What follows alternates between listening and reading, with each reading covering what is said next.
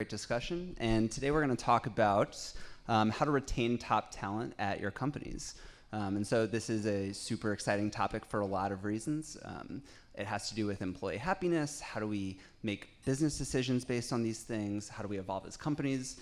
And most excitingly, we have three really great guests. So we have people ops leaders here from Thumbtack, Coinbase, and Reddit, which are three of the most exciting startups around, and they've built great teams. These are all people who know a ton about company building and people operations, so it will be really great to hear from them. At the end, we'll do a little bit of Q&A, and people can ask any questions. But to get started, I'd love for everybody to maybe give a quick introduction, say who you are, and a little bit about your company. So my name is Nathalie McGrath, and I run people operations at Coinbase. Coinbase is a digital currency company in which you can buy and sell Bitcoin, Litecoin, and Ethereum. I'm Farah Kassam, and I am at Reddit, which is the front page of the internet. Hey everyone, I'm Justin Anguswat. I'm from Thumbtack, where I lead the people team there. Thumbtack is a platform that connects customers with local service professionals like DJs, plumbers, wedding officiants, whatever you like. I've been at Thumbtack for 6 months now, previously at Google, so bringing some of that experience across. Maybe one other interesting point would just be how big are each of your companies, and sort of what kind of growth have each of your companies gone through over the last few years? All right, so we are currently at close to 200, a little under that. So I joined the company when we were 10 people. That was 3.5 years ago, and we're currently on a really big hiring spree. So if you're interested, or if you know of anyone else who's interested, please let us know. Yeah, I've been at Reddit for about 1.5 years, and when I joined, the company was 80 people, and we're just crossed 260 people on our way to 300 by the end of the year. So also gone through a massive growth spurt and continuing to grow. We're about 600. So I joined 6 months ago, so it hasn't changed that drastically in 6 months, but 3 years ago we're about 50. So we grew from 50 to about 600 in 3 years. Awesome. Okay, that's great context. So before we go into how to actually retain people, I think it's interesting to talk about setting the stage about what's changed. So how has the sort of employee-employer relationship changed over the last maybe 10 years or so? And obviously there are things like changes in mobile, there are changes in the types of companies that are evolving and the way that companies grow. And I think that fundamentally in a lot of ways that employee-employer relationship is different than it used to be. And I'd love to hear sort of what you all think, just to sort of set the stage for the rest of the conversation. So anyone who wants to jump in. This is my view only, but as I've thought a lot about what's changed over the last 5 to 10 years. I don't know if it's specifically 10 years. And as I think pretty deeply about it, and especially the events that happened only a few days ago in Las Vegas, the thing that really stands out to me in the last 5 years is the pace of change and uncertainty. So every time I turn to the newspaper, there's something new, something different, and something that creates a lot of uncertainty in our environment. I think a lot of that's positive, but every psychological paper we read shows that humans are uncertainty intolerant. Like, we are really uncomfortable at our core with uncertainty.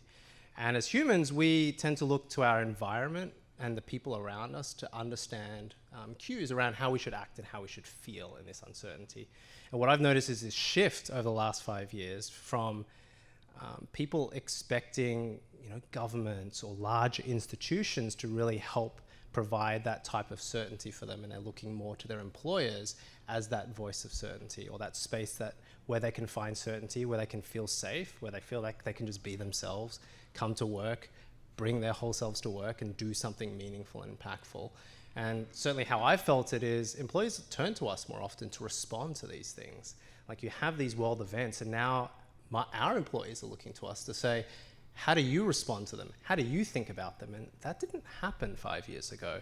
And so I think there's just a greater amount of responsibility on us as employers around looking after our employees and their whole experience at work, because people spend more time at work than any other activity. And so it's a big part of their lives. And so there's an additional responsibility on us as an employer. So it's no longer just about trading time for money, is how I'd characterize it. I was going to add just off of that. I think that people spend most of their time at work and they want a sense of meaning. I think there's a bigger responsibility on us to give that sense of meaning, not just about the product, but also the people they're working with and the larger mission of the company. And what we stand for. So at least at Reddit, that's a pretty big thing. And people who are drawn to Reddit are there because they want to be part of something bigger. And that for us, that's about human connection, but that's something that people really, really feel very deeply. I totally agree with both of what's said. I think from my own personal experience, what I'm also finding is a very significant push towards growth and development. I think that's always been important, but even more so, just employees, along with the meaning and sense of connection, the idea that they're moving forward and that they're going to continue to contribute to both the company and their own career as they move forward. And so you all spoke about the intimacy increasing almost between companies and employees. Have you noticed employees on their way into companies saying that the thing that they're looking for isn't just salary or title or equity? Are they aware that before they join that the thing they want is meaning? Is that what they want the most coming into it? For us, absolutely. In interviews, I ask them, hey, what are the top 3 things that are super important to you in the next 2 to 5 years? But often they do say meaning. And for us, that's something that's aligned with us. So that I'm like, great, come on in. But then also at Reddit, we have our ups and downs, and so I'm very honest about who we are. And I say, great, come on in, and are you ready to come on in and do some work, some actual work? And not just get your shit done, but also emotional work and from a personal investment standpoint and personal growth, because you're going to learn some things on the job, but you're also going to learn some things about yourself, and the people that you work with are going to help you learn about yourself. So relationships between employees and companies getting stronger. At the same time, compared to many years ago, people stay at companies not for very long. Relative to what it used to be, tenures at companies are short. And so I guess the question I have is, do we see employees leaving more frequently than in the past? And if so, why is this happening?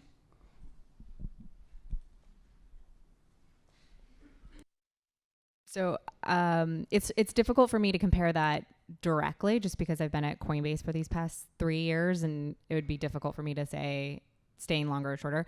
I am seeing that we are having a number of individuals turn around, and it's really close to that 2-year mark, which I think is pretty common from the individuals I've spoken with. And that's for a number of reasons. It's anywhere from more personal growth and development to starting their own company. That seems to be a really big one for us recently. And to a number of other things, going through a growth startup phase. A lot of our individuals are choosing to leave because we are now entering a new stage, and that's no longer the type of company that they want to be working for. Yeah, I was going to say, I think for us, we're going through so much growth that actually we're not trying to say hey, people have to stick around for longer. Hey, you're on this journey, whatever that is, and we want to be a part of that and make sure that we're ideally the best part of that. And then be hey, you're always going to be part of the family, and we hope that you are actually better off after your time at Reddit.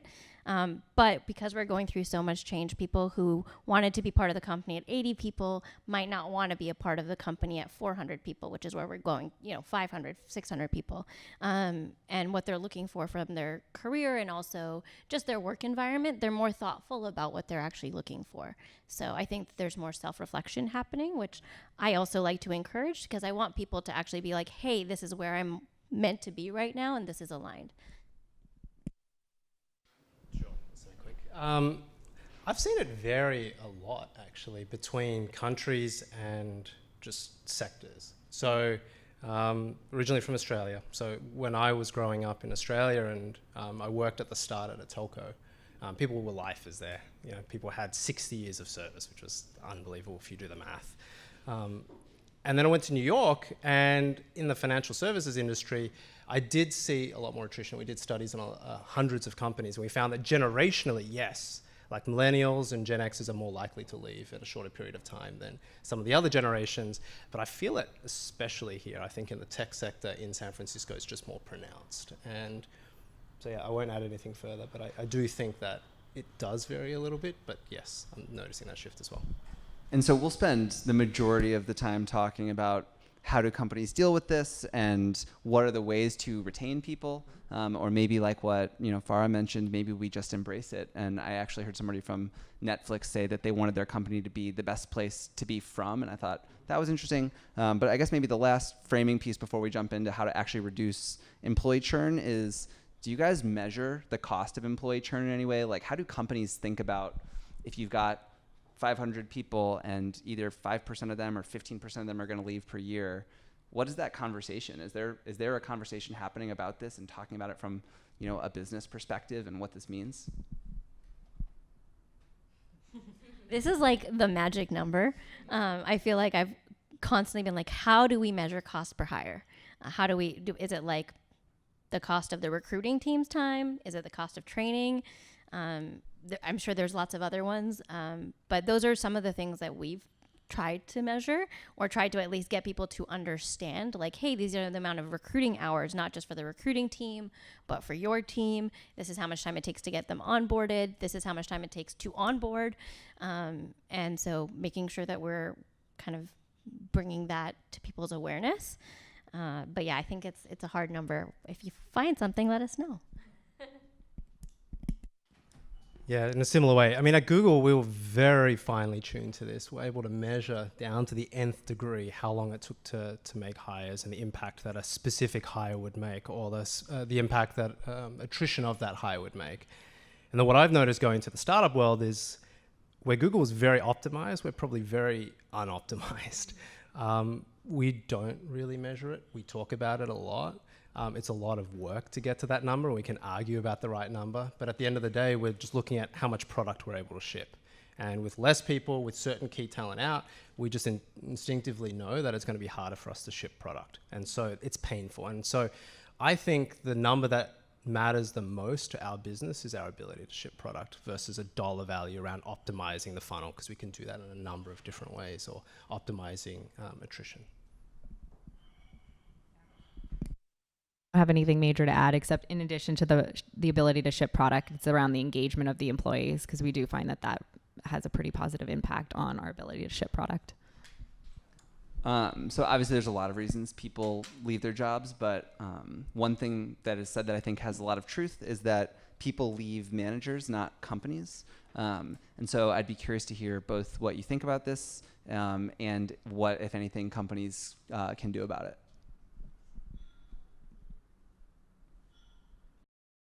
It's one of the actual challenges for us, because we're having such massive growth, and so people are actually changing teams, which one of the things we do to lengthen the lifetime of our employees is give people mobility, internal mobility, and also have like building out an internal mobility program, not just within product team to product team, but also from sales to product, or to engineering, and having people say, hey, we are investing in you. We want you to grow, but stay at Reddit, but you're done with this particular thing, or you want to explore this other role.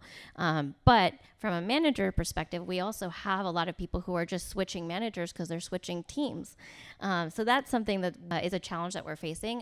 One of the things we're doing right now is just really focusing on making sure we are building a lot of skills and tools for our managers and capabilities, so that hopefully our employees are having a better experience to go to what you're asking. But yeah. Yeah, so totally, I actually very much agree that individuals do leave managers because it's not as though they don't like their manager. It's just that the manager has such a large responsibility in being able to translate the activity that's happening across the organization into something that's meaningful for that individual. And the ability to kind of set context and reframe different things that are happening are a really important skill that I think a great manager contains or possesses. In terms of what we do specifically, we obviously have manager training that, like Life Labs, we partner with them and they provide some really great specific things that around how to have feedback and how to have one-on-ones and all those kind of very tactical skills. One thing that I highly recommend if you guys are looking for something to add is called coaching circles. So what we've done is we've done those completely internally, and we basically take a group of managers, we teach them the Socratic method, which is about how to ask questions and use coaching as a way to engage your employees. And then we have a weekly session, a monthly session where they meet with other managers and they practice it, and they also share best practices. And I found that it's extremely beneficial for managers to have a really good pulse on what's happening across the organization, as well as to share best practices on how individuals are responding to those events and those actions. So it's one tool that's been really powerful for our managers as we've grown. Cool. Just to add on to that, as I think about managers, I think about them as the single biggest leverage point I have as a people leader to impact the employee's experience at the company. It's the single biggest leverage point for a couple of reasons. One, you touch a couple of hundred managers, or in a large organization, or a smaller organization, you touch a couple of dozen managers, and you impact the employee experience of your entire company, which is huge. Managers make up 70% of the variance of how an employee feels engaged at work.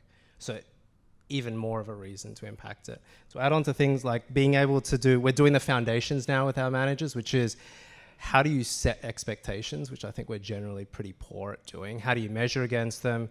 How do you give performance feedback? And then how do you coach? And that's a tough thing because a lot of employees look to us for the answer for career development. And look, we can provide a framework, and that's pretty easy to put together. I think the ability for a manager to bring that to life is where all the power lies. And so how do you coach a manager to be able to then coach the 5, 10, 15 people on their team to do that? And one method that I found was really helpful, going back to understanding who these good managers are, is to, one, you've just got to measure it. Like we do upward feedback, anonymous upward feedback all the time. We measure our managers on that. And then as part of that, it doesn't have to be a negative tool.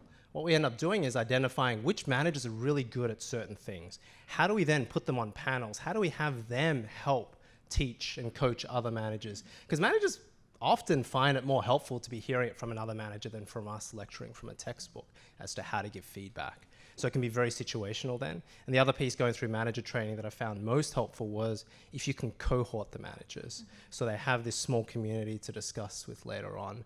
And actually a lot of the feedback we received at Google was that it was some of this cohorting was one of the most valuable parts of the training itself. Do you combine those cohorts with new managers being hired in and existing employees being promoted into management positions, or are those separate tracks? Slightly separate. So we have people who are new to managing, well, right now, people who are new to managing, period, or people who are new to managing at the company. So part of it is a style, like this is who we are and this is what we believe if they're just new to managing the company. But if it's all the way down to the foundations, it's who am I as a manager? And I know it's a pretty amorphous question, but I ask my managers about this a lot, especially new managers, because they struggle to understand what their role is, moving from a strong subject matter expert to a manager. So like if you're operating as a general manager, so you have a broad set of direct reports, you have like 10, 15 direct reports, you're probably operating as a router, like you're just connecting dots. And so if that's your job, like how do you become just the best router you can and just help them connect the dots? Versus if you've only got 2 direct reports, then maybe you're going to be deeper in your subject matter expertise. So how do you show that to your 2 direct reports without meddling and getting in their way? And so that's more the foundational side of management. So one question that I've never gotten the best answer to, I don't know if there is a perfect answer, but there's this problem that comes up a lot, which has 2 retention problems, which is when a great individual contributor decides that they want to move up in their career and it's time to become a manager. And all of a sudden you now have somebody who really wants to be a manager. They're going to stop being a great individual contributor and they're going to be a bad manager for several people. So do you guys see this, and what does one do?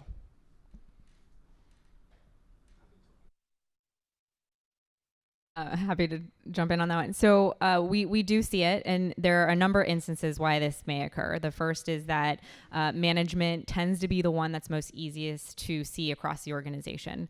And this is so unintentional, but a mistake that we made was even announcing when managers or individuals are going into a management role. And we do this for a communication purpose, right? So this manager is now a contact for multiple individuals. They're usually owning some kind of subject. And so we want the company to know that this is in fact the case. It's not intentionally to do it as a promotion, but it often comes across that way. So then what happens is we have this recognition of an individual who's changing roles when we don't have that same situation on the IC track. So that's been something that we've been very thoughtful about in our more recent time in terms of when we are communicating out, how are we doing that messaging? Can we do the same thing for individual contributors who are also taking on a new project or now point of contact for something? So it's a very subtle way, but it actually makes a pretty big difference. And that helps us build out that IC track. What we've also done is we've identified individuals who we found as high potentials. And we have intentionally put them in front of the camera or in front of the company more often than we normally would, just to really highlight the fact that they are an individual contributor that is owning a lot and having an influence across the organization. I would love to say that this was like natural, but it was actually something very intentional that we did so that we could highlight that the individual track is really important. Often we do have individuals who come in and say, I want to now manage. I think that's the next step in my career. And this is, again, where the manager of that individual becomes so important, right? Because they're going to know the strengths of that individual and be able to talk them through and using various coaching methods of what is it that you are, why is that important to you? Are there other ways that the company can provide that or that you can get that recognition or value? Do you really see this? And this doesn't even happen just on the engineering side. I find that this happens like in legal, for example, right? Where individuals want to take on management because they believe that's the next step. In reality, it's not what they really want to do. So actually having that conversation, it takes a lot more time, but it actually ends up being a fundamentally better outcome. Have you been able to make it so that ICs are able to see a clear career progression, or is that an ongoing challenge still? It's ongoing. I would say that it's much better than it was 2 years ago. We of course have the IC track, which is like, here, you can move up the levels this way. But I found the biggest positive impact was having them in front of the company. So we have ICs, for example, leading our ship show, which is how the product demo. We have ICs who are reporting out on the projects that they're contributing to. And I find that that is the biggest positive impact. Yeah, we've, a year and a half ago, we didn't even have the IC or a manager track or any tracks at all. But when we built it out, we were thinking very intentionally about this. And so we've been doing a lot of education for the most part. And we also ran into a similar thing. And we actually just doing this week where I'm telling everyone, hey, you got to announce everyone's promotion. And it's really important, the language that we use for ICs and managers, and we have people who've just switched tracks. There was no promotion, but we still need to communicate it from a communication standpoint, but we've used that as just saying org changes, not promotion, so that we are able to say, hey, there's career growth, regardless of whether you decide manager is the right track or continuing to grow as an individual contributor. So into another reason that employees leave often is money. So managers is the first reason, money is another one. Just a quick stat I'm going to drop here. On average, American companies pay 3% increases per year. And employees who shift jobs every couple years manage to get 15% jumps in salary when they change jobs. This seems to jibe with experiences that I've seen when employees change jobs, and they sort of zigzag between companies and are able to climb pay scales that way. So as a company, how do we address this? What are the ways that we can prevent this? Is this something that we do address, or is this an arms race? How do you think about the fact that people do often get big raise offers when they're being poached by another company?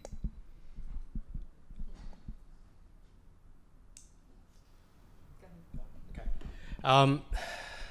I don't think it's the answer to solving it, but I think it's one step in that direction. I do truly believe that comp is only one element of how we retain people. And I'm sure we'll discuss this later on, but recently ran a regression analysis on our own team to find predictors of attrition, and comp didn't appear in the top 5, even though it's one of the lowest scoring items on our engagement survey. So I can cover that later on, but if we assume that it is pretty important, and I think it is to a lot of people, My perspective on it is that we pay pretty disproportionately to our top performers. So I'm of the view that we focus the lump sum of our money on our higher performers, and we just pay them disproportionately more. Not even as a linear scale, but more an asymptotic scale. And I think it's the right thing to do. It's investing where we most need to, and it might seem as unfair, but I don't consider it unfair. I think it's the best way for us to use our salary increases versus an across the board. Is that something that you're public about with your employees, or is it something people learn as they reach the upper end of the asymptote? I would like to be public. We're about to go through, we just went through a very light cycle, so we're about to go through a proper comp cycle, and in this cycle I intend to be pretty explicit about that. But we're still learning as a startup. Like, I think it's really hard to just flip that switch and do that instantly, because to be fair, we haven't put a lot of the infrastructure in place. We haven't really defined what great performance is. And if we don't do that, then bias can start to creep in. And if you're playing around with those sums of money, it's kind of hard to unwind. So I think as our performance management, our ability to better assess performance improves, so will our ability to then start ratchet up what our top performers are making. But I truly believe in disproportionately paying top performers. Anything you guys want to add? Or? What's that? Cool. And we will go on. So growth opportunities are another big reason, and I know that we started off talking about that. So this is something that you mentioned that employees talk about on their way in, is that they're not just looking for the best title or the most salary, but they want a place where they can grow. So how do you create pathways for people to grow, and what does that look like? How do you build that into your organization? Well, I can just talk a little bit more about our mobility program. So that's something that we say, hey, look, when you come in, you're going to start with this team, but there's going to be lots of new products, lots of new projects. There's things you can do, if you have a project you want to do on the side that becomes actually something that goes into production. We have snooze day. So there's lots of ways for the employee to actually take it into their own hands. Additionally, we do have what I'll call like a V1 of our internal mobility program. So we've had a few people who've been a year in a sales ops role or a marketing role or a comms role, working very closely with another team, and then they get mentorship from people. So it's also just literally people reaching out, people saying, hey, yeah, I'll mentor you, and then making the switch, and then building in, like you said, some sort of expectations and checkpoint to make sure that we're supporting people through that. So we can say, hey, we've done that before and we'll continue to do so. Again, as long as you are able to be successful, we are able to support you and it makes sense for the business. So we're really lucky right now as we're continuing to grow and scale. We have so many hard problems to solve across the organization that it feels as though anyone who wants more opportunities to learn has it. So that's kind of it's the pro about scaling very quickly. As I think back in 2015, 2016, that wasn't the case. We were much slower growth. And as such, we did have a lot more challenges with development. And I found that there were a number of things that were helpful in that. We tried things like 20% time, where we said Fridays you could work on whatever you wanted. That didn't really work. We had a variety of other things. We always encourage employees, anytime you hit 2 years, we actually actively have a conversation with, would you like to move to a new team? Would you like to have a new function? Would you like to try something different? We've also, of course, have all of given our space in cryptocurrency, there's a lot to learn there. So we have a lot of education around that. Two things have been particularly, I found, very helpful. One has been really empowering employees to create their own type of development opportunities. So I will admit I made the mistake in the very beginning of trying to have everything come through people ops or say like, okay, we'll put on this program for you. When we really stepped back and said, okay, who wants to own something? Who wants to take the ownership to move that forward? We had this really powerful upswing of them not only taking more develop opportunities by creating programs, of many of which had not done in the past, but we had a whole new plethora of type of development opportunities that we wouldn't have even thought of. And so it was a really neat way to get them more engaged and involved. And now we have a very deep trench of educational opportunities across the org. So that's been probably one that's been really powerful. Another is that we have partnered with having individuals mentor each other across the organization. So we've set our values, and our values, almost every one of them have a sub bullet that talks about either mentoring others, supporting others, teaching others, giving them feedback, etc. And as such, we've created a culture in which people can rely on each other. So there is a lot of learning. We had, for example, our controller on our finance team really wanted to learn SQL so that he could start building some of the connections between the finance and the product. And he partnered with one of our engineers. And it was when he first proposed it to the engineer, the engineer was like, oh my God, this is so much a waste of my time. I don't really want to be doing this. And he said, actually, you have an expertise that I really want, and I'm really actively learning, and you teaching me would be really helpful. And it shifted his mindset, and he was able to see this as a growth opportunity for him as well to teach someone else. And that's been really powerful for us. So people ops has changed. It's not even called HR anymore. It's called people ops now. And it's much cooler now. It's much more strategic. And one of the things that's changed a lot, I think, is data entered the scene. And we all look at data now, and it's not just compliance, and it's not just touchy-feely conversations. It's a business unit. It's data, and it's using how did we hire, and how do we track performance, and why do people leave, and what are the costs.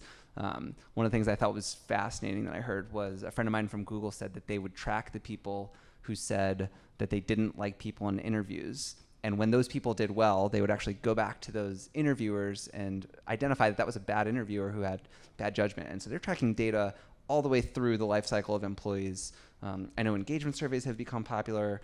We'll talk about performance management a little bit later, which is dear to my heart. And obviously we've talked about compensation. So data entered the scene. Talk about what that means in your day jobs. Is it half the job? Is it 10% of the job? How does it fit in? To jump in. It's not as much of the job as I'd like it to be right now. So I'm still 6 months in, so it's still in the build phase, but hugely powerful. And I think this is one of the big things that's also changed in the last 5 years. As I imagined, engagement surveys 5 or maybe 10 years ago was essentially just an advanced survey monkey. Like, hey, let's capture the answer to some questions. Let's report out how we did versus last year and versus some arbitrary benchmark. And as I've seen that progress, we've gotten better at identifying insights, finding correlations. And what I'm most excited about now is our ability to start to predict human behavior, which is kind of crazy because I don't think that we'll ever get close to being able to do it, but we can start to find indicators. And so one thing I was really excited about was with our recent engagement survey, we got the results back and we had some of the correlations that we drove and that drove certain items. But I asked a question of my team and I said, look, I'd like to work backwards. Like, what are the two things I really care about right now? And there were two things. One was engagement, one was retention. I said, great. So we understand they're the two things I really care about. How do we find the top 5 drivers for our organization for those two items? So for retention, we know there's certain questions that are often pretty predictive of retention, or attrition, sorry, the other way around. So we can hold those as dependent variables, you run regression analyses on them, and then out come the top 5 variables that actually drive retention. And so no longer are we guessing which question should we tackle or what drives retention in my organization based on a couple of anecdotes. We can now surface, like, statistically, what are the top 5 things that drive retention in my specific organization with the people I have today. So it takes a lot of the guesswork out, which is kind of cool. And there's a lot more you can do on that information. Then you can start building it into more predictive analytics. So you can start to predict who's likely to attrit and who's not likely to attrit. What are the reasons for attrition that are likely? And then you just measure that year on year. Were we accurate? Were we not? If we weren't, you adjust the algorithm and you run it again. And I think that's kind of cool. And you can run that on performance, like what's the biggest predictor of performance based on interviews? What's the biggest predictive question in the interview to assess that particular trait that you know is predictive of performance? And I think the list goes on. So I think there's a ton of available information out there to play around with. And are you identifying you're identifying individuals that are likely to attrit? Is that right? Not just percentages, but actual individual people? Yeah, but it's less, yes, technically, but it's more cohorted than that. So it's which groups are likely to trip based on what reasons. But we won't point to a specific individual and say this is a person that's likely to trip, because the data's still a little bit noisy, the signals are a little noisy. So I think it's pretty dangerous to point at one person, but it's possible, but I don't do it. I don't think it's a great practice. Yeah. Yeah, I agree with a lot of what was said. In addition, I find that the data that we collect and use is actually a really good tool for messaging. So it's a great way to get execs on board with certain initiatives that you're doing. It's a great way to communicate out to the company on how things are going. It's a great way to make decisions, but even more so, it's just a great way to share kind of what is the health of the organization right now. I think you can get up and you can say kind of like things are going well because I feel like people are really happy. It's great when you actually have something to show in a graph, especially, I don't know about your companies, but my company is very analytical, and it's a great way to speak the language of the organization. And so what do? You get all this data back. Do you start succession planning because people are leaving, or do you try to respond to certain feedback? How do you address it? So specifically the way that we do it, we have an engagement survey that we send out every quarter, and every quarter we look at the results, we analyze it, and we have at an executive level look at, okay, what are the initiatives that we want to tackle for that next quarter? And then we bring that down a level and we take it to the managers. And so the managers each have the results for the engagement score as well. And they each identify 2 or 3 initiatives that they're going to be doing within their team to prove it the next quarter. And we continue to do that. Do something relatively similar. We run an engagement survey every quarter. Again, it's been super helpful for us to just be able to speak the same language as the rest of the organization. But additionally, we've also had to do a bit of education on how to actually interpret people data, because our teams are very analytical. They love data, but they're used to looking at things that don't relate to humans. In the same way. And so there's always like, okay, well, we can't know everything because our data is not as robust as anything that Justin's describing. We're dreaming about having predictive analytics and about being able to connect all the human data that we have, right? So from performance reviews to our ATS to our engagement surveys, that's something that I'm actively working on right now, but we don't have that yet. So right now it's more about like, hey, we're small enough that we have a sense of the people, plus here's the data. And this helps us actually focus and prioritize and say, okay, these are the cohorts that really need a lot of work on certain initiatives, or these are the things that really make sense given our business priorities. And we're going to focus on these. Like, yeah, cool. Like, we could improve all of these things, but we're still doing pretty good here. Let's make sure we focus on what makes sense. So it's been super helpful. And we're still getting to the point of having our managers actually be more involved in creating the initiatives. Currently, it's still very much our team teaching them how to do that. Data, people ops. Okay, so we're gonna do one more question and then we'll go to Q&A. And then people can ask any questions. We'll pass the microphone around and we can go from there. The last question I wanted to ask about, obviously I have to ask about the role of performance management in employee turnover. So to start, do you think of performance management as the company's benefit to evaluate? Is it for the employees to help them get what they need? Is it both? How do you separate these? So what is the role of performance management at your companies? Like it to be a mutual thing for growth, for everyone to be growing, learning how to be better, and having honest, direct conversations. So we want to move towards a more continual feedback sort of culture, and we see this as a tool for that. There are obviously aspects of it that are very much for the employee and aspects for the manager and the company as well.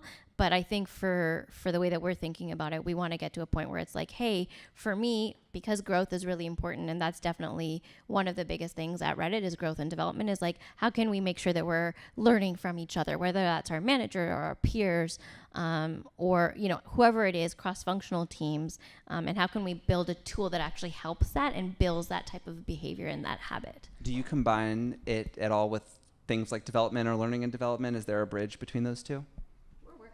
We're working on it. We're not there yet. It's a work in progress. But that's something that we're aiming for, yeah. So we have made the mistake of it feeling as though, not intentional, but feeling as though it's more for the company than the individual. So we did that in the very beginning, I would say, when we were very small, but we used a system where we asked 2 questions. What is this person doing well? And what could this person be doing better? And then we asked basically this like 2D chart, right? Which is like ranking behavior versus results.